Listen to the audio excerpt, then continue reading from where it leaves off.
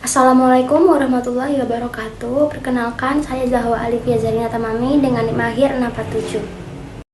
Assalamualaikum warahmatullahi wabarakatuh. Perkenalkan, nama saya Agnes Bunga Roy Kim Maktum dan NIM akhir 641.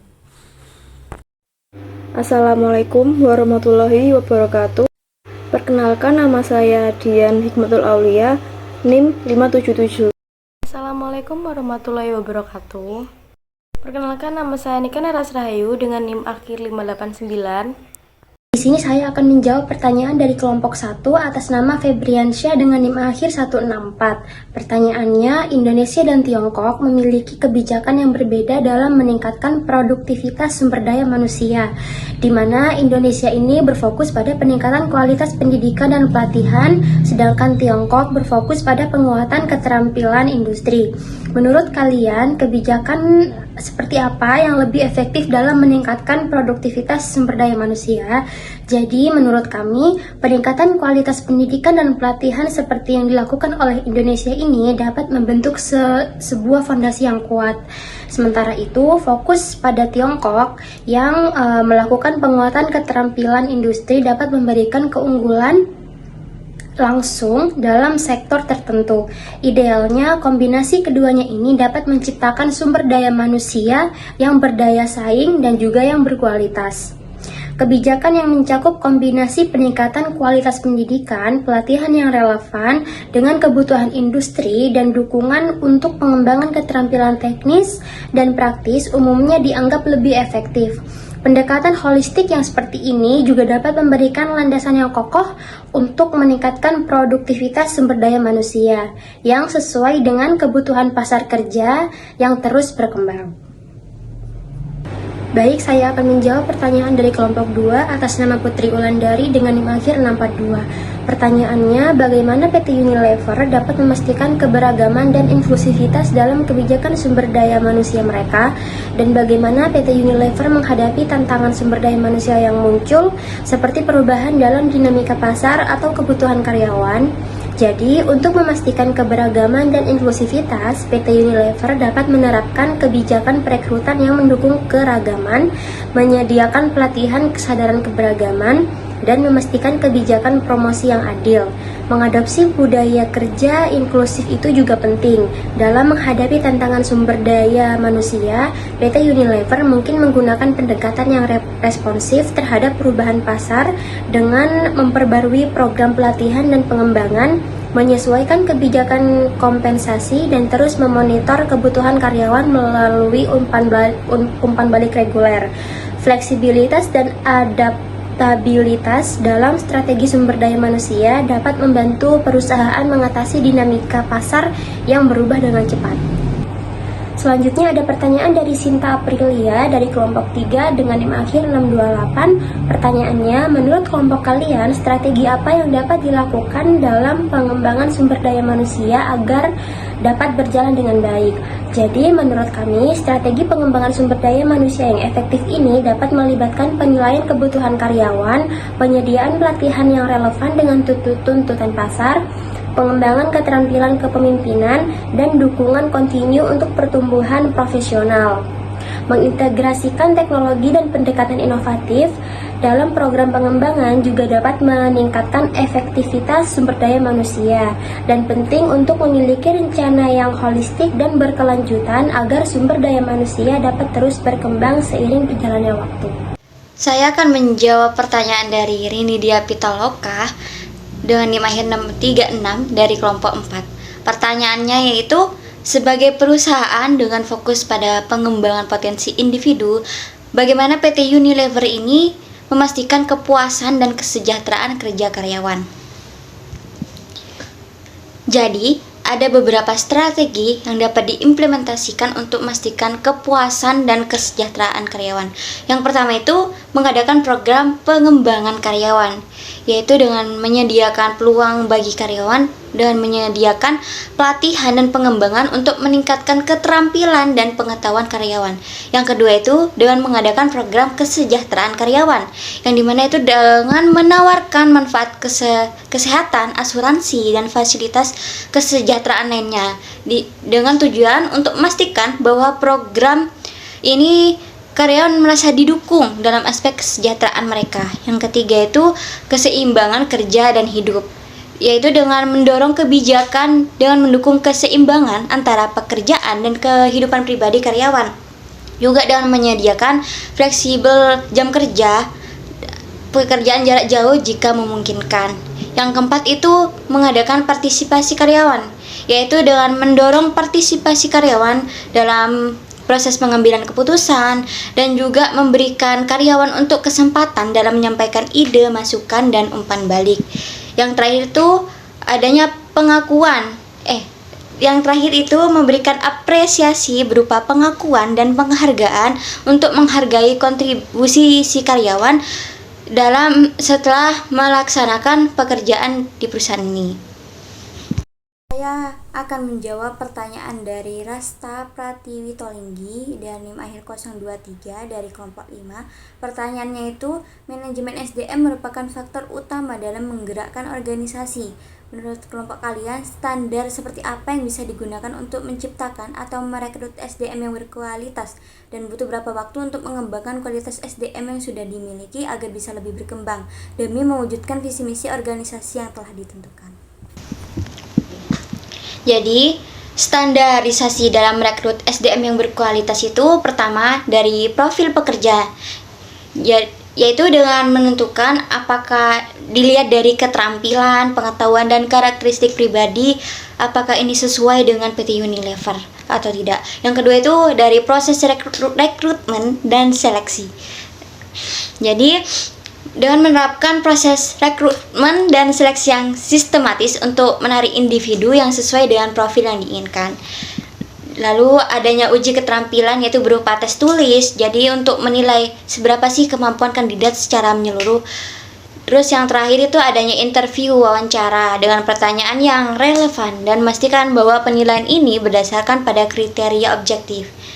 Selanjutnya, waktu yang diperlukan dalam mengembangkan kualitas SDM itu bervariasi tergantung pada kualitas peran individu, jenis pelatihan, dan tingkat pengalaman karyawan. Jadi secara umum itu proses pengembangan karyawan itu membutuhkan komitmen yang jangka panjang. Contoh pada beberapa kasus, perubahan itu dapat terlihat dalam beberapa bulan, sementara perbaikan pada keterampilan atau kompetensi mungkin memerlukan waktu yang lebih lama, seperti setahun atau lebih. Oleh karena itu, perusahaan perlu memiliki kesabaran dan konsisten dalam menerapkan program pengembangan karyawan. Selanjutnya dari Nursifa dan NIM akhir 638 dari kelompok 6. Pertanyaannya itu, apa program sosial yang diimplementasikan oleh PT Unilever di kedua negara tersebut, dan bagaimana cara meningkatkan produktivitas SDM di Indonesia dan Tiongkok berdasarkan kondisi dan kebutuhan masing-masing. Jadi, program sosial dari kedua negara tersebut yaitu adanya program peningkatan taraf hidup, program pilar lingkungan, program kesehatan, dan juga program kesejahteraan dan nutrisi. Dan juga cara meningkatkan produktivitas SDM itu dari Indonesia, pertama adanya pemberdayaan komunitas lokal, yang dimana dengan melalui program yang mendukung pemberdayaan komunitas lokal ini, Unilever dapat memperkuat hubungan dan masyarakat setempat dan menciptakan dampak positif di tingkat lokal. Yang kedua itu adanya pendidikan dan pelatihan, dan menyediakan program pendidikan dan pelatihan untuk meningkatkan skill dan pengetahuan pekerja lokal dan untuk mendukung pengembangan SDM di tingkat individu dan komunitas. Yang ketiga adanya keberlanjutan lingkungan dengan fokus pada praktik keberlanjutan dan ramah lingkungan dalam operasi perusahaan di Indonesia dan melibatkan karyawan dalam upaya keberlanjutan dan pengelolaan SDM yang bijaksana.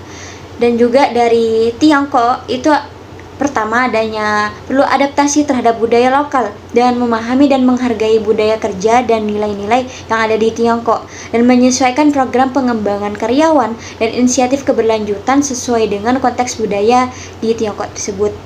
Yang kedua, partisipasi pekerja dan meningkatkan keterlibatan karyawan dan memberikan platform untuk menyampaikan masukan berupa masukan ide sesuai dan budaya partisipatif yang mungkin dianut oleh karyawan di Tiongkok itu. Yang ketiga, adanya pengembangan keterampilan lokal dengan fokus pada pengembangan keterampilan yang sesuai dan kebutuhan pasar kerja lokal di Tiongkok yaitu dan memastikan bahwa karyawan ini memiliki keterampilan yang relevan dan dapat bersaing di lingkungan bisnis yang kompetitif. Izin menjawab pertanyaan dari Dinda Aulia NIM 609 dari kelompok 7. Pertanyaannya, mengapa kebijakan fleksibilitas pekerjaan seperti kerja jarak jauh diaktifkan di PT Unilever dan bagaimana dampaknya terhadap produktivitas dan kepuasan karyawan?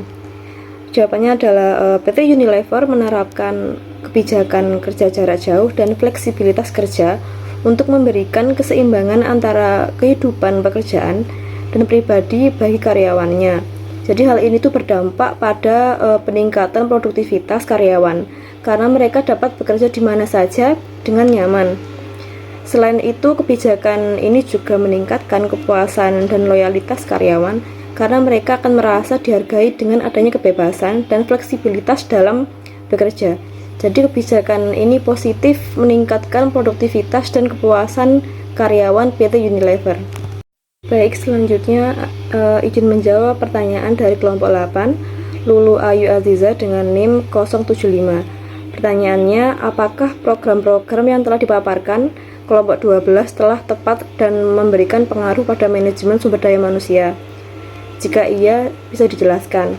Nah, program-program sosial di PT Unilever dapat memiliki dampak positif pada manajemen sumber daya manusia.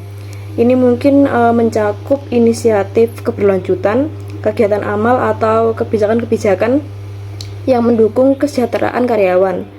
Program sosial seperti ini dapat memperkuat budaya perusahaan, meningkatkan kepuasan karyawan, dan menciptakan lingkungan kerja yang lebih inklusif.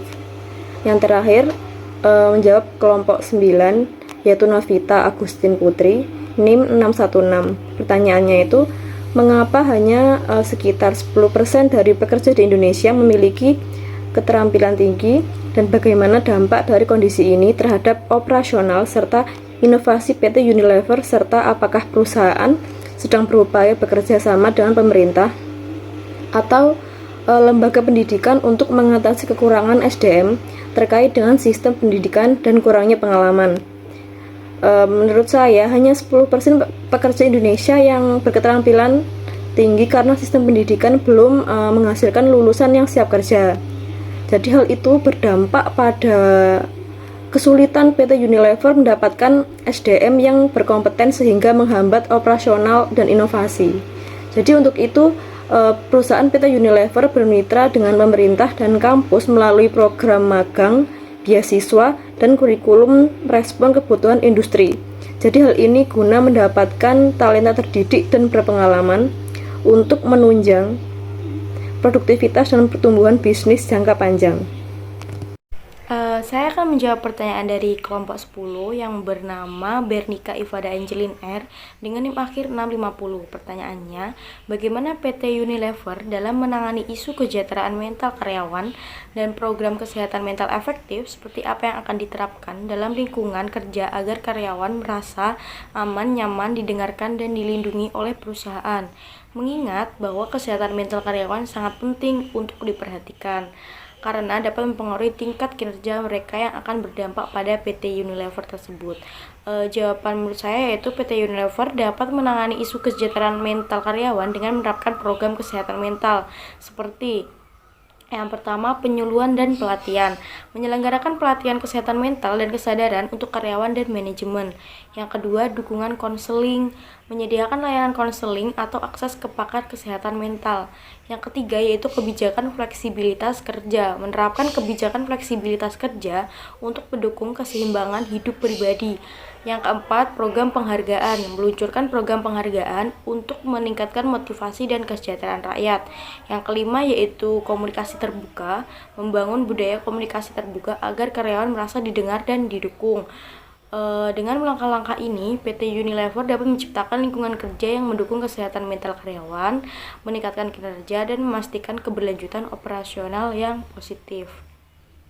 Yang selanjutnya, saya akan menjawab pertanyaan dari kelompok 11 yang bernama Miftahul Huda dengan NIM akhir 574. Pertanyaannya adalah, pada kasus baru-baru ini terdapat masalah pada PT Unilever Indonesia, yang dimana ada 4 direktur mundur dari kursi jabatannya. Apa yang Anda harus lakukan sebagai manajemen sumber daya manusia dalam menangani masalah ini, yang dimana karyawan pasti memiliki rasa khawatir terhadap mundurnya 4 direktur tersebut, dan siapakah yang menentukan pengisian tempat kursi direktur?